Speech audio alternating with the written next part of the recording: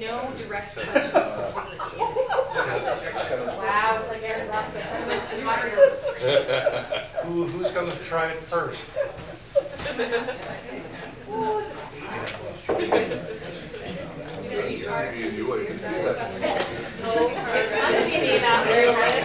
not gonna lie to you. Okay, do you need to be separated? Okay.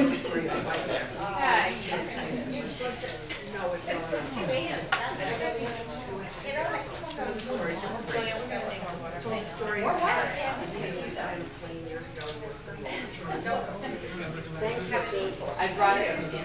Our sewer system is in case you're concerned. It was imported water. This is actually from somewhere else.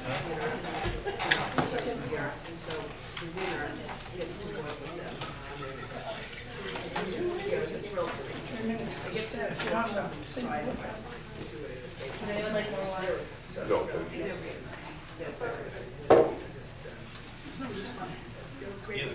That's all right, I tell you. These do not work at home. She used to do the boxing races. Okay, everyone. Thank you for coming to our town forum. I'm Julia Reichel. I am the publisher of the Watershed Post. Woo! Thank you. If you haven't heard of us, thank you anyway for coming, especially. This is Cindy Bell. She's from the League of Women Voters of the Mid-Hudson Valley, and she will be our moderator today. All of our candidates are joining us except for Don Van Buren, who I believe had a work emergency. He may come later. He may come later. He can't make it. If you want to ask a question, signal me. I have note cards and pencils, and just flag me down, and I'll come and get them. And I'll bring them up to Cindy, our moderator. So I'm going to let Cindy take it away. Thank you very much to all the candidates who have joined us today. We really appreciate you coming out and taking questions. Thanks. All right, I'm going to go over the rules before we get started. Okay, each candidate is going to have a 3-minute opening statement. Then we're going to take questions, and they'll each have 2 minutes to answer questions. Since there are several different offices, if you want to put an office at the top, all of the candidates for that office will get to answer the question. Otherwise, we'll just ask it of the entire panel. These questions should be issues only. No statements, no personal remarks, ever. They must be legible and simple. And so far, they're looking good. Okay, anybody that's got a cell phone, please turn it off now. And we expect the audience to be quiet and respectful while they speak. Please hold your applause till the end. And I'll call on the candidates in succeeding order to answer. And that will be drawing lots to see who goes first. And that timekeeper. Yes. We have our timekeeper who is going to keep track of the time for us with her stopwatch. She has signs for 1 minute, which is blue, 30 seconds, which is yellow, and when the red comes up, you must stop. Speaking time is strictly enforced out of respect for the other candidates and the audience's right to hear all candidates speak. And we will get started with Mr. Friedel. Did I say your name correctly? Now, I'm not mic'd here, and sometimes I just run out of. Okay, if you can't hear me, please give a holler. Okay, Mr. Friedel. Okay. I'm Peter Friedel. I grew up in the town of Olive. I lived up here in Shokin, up on Dogwood Drive. I currently reside in West Shokin. I'm a current town board member. I've been on the town board for 1 term, 4 years. I'm an active member in the Town of Olive Fire Department. I've been there for since I was 16 years. I've been involved with the fire department, and I'm active. I'm also involved about 2 years ago with Olive First Aid as an EMT. I became an EMT mainly because there wasn't enough coverage in the town for our EMTs, and My father had passed away about 5 years ago, and it took about an hour to get a mobile life unit to him, and that's why I became an EMT. I was a Boy Scout leader in the town of Olive and a Cub Scout leader. Well, we'll give you another. Yeah, where's I'm just gonna, I don't know whose it is, I'm gonna turn the volume off, and I won't erase anything. Nobody comes. Nobody wants to admit it. It's okay, it could be a secret, it's off, or the volume's off. Okay. How much time do I have? Well, you've gone a minute, so you have 2 minutes left. Okay, Because it's a 3-minute opening.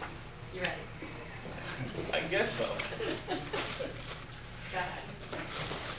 I was saying about I'm an EMT, and I became an EMT because of my father's passing. There weren't anybody available, and it took over an hour to get someone to get medical help, and it really bothered me, and I became an EMT for that and to help people of the town.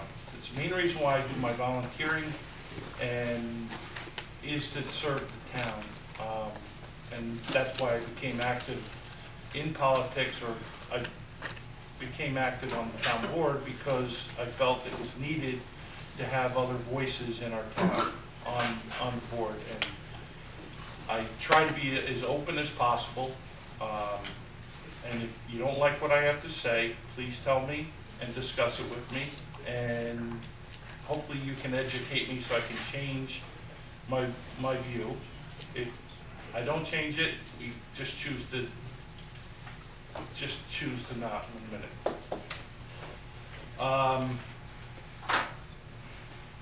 Yeah, I lost my train of thought for 1 minute. As far as the town board, I've learned a lot over the last 4 years. I think that a lot needs to change. We have to have this town get a little bit more technology so that we can get the message out to our people, especially when we have a storm, because there was no correspondence whatsoever that happened with the storm, and people didn't know where to go.